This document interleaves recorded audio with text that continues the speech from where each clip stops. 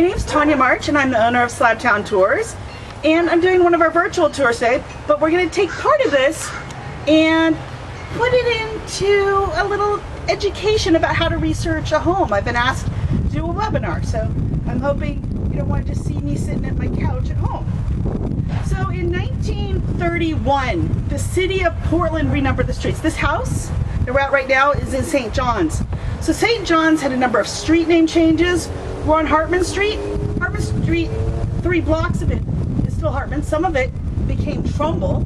But if you look at the old street markers that we've been pointing out a lot on some of our other tours, it was actually Hartman Street for many more blocks. So you'd come home one day and you'd find that your house number had changed. And this is how they tell you what your new house number was. The federal government owns the post office.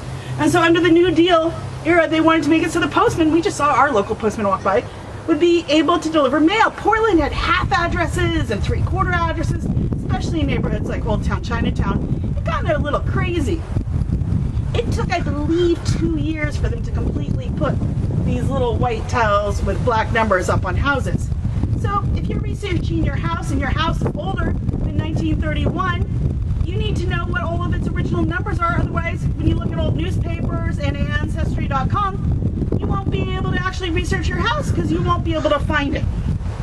So the first thing you want to do is to go to portlandmaps.com to see if your house is older than 1931. And then I have a friend who volunteers his time and does a website called pastportland.com. And on there's all the addresses, so you don't have to have a book like I have. I have the complete printout of the street renumbering. So there's a column of the old number and then the new number and some of the street renamings. You probably don't have a printout like this at home, so it's nice to have a website like Past Portland to look at.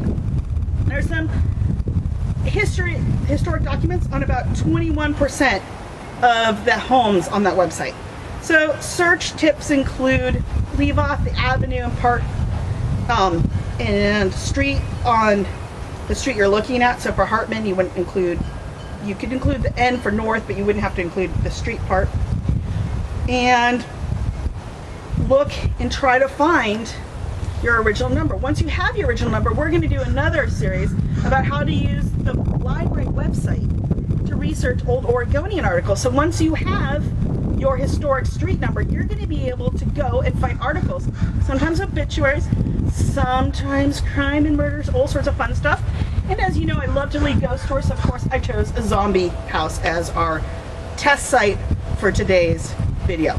Thank you very much, and I hope you have fun researching your home.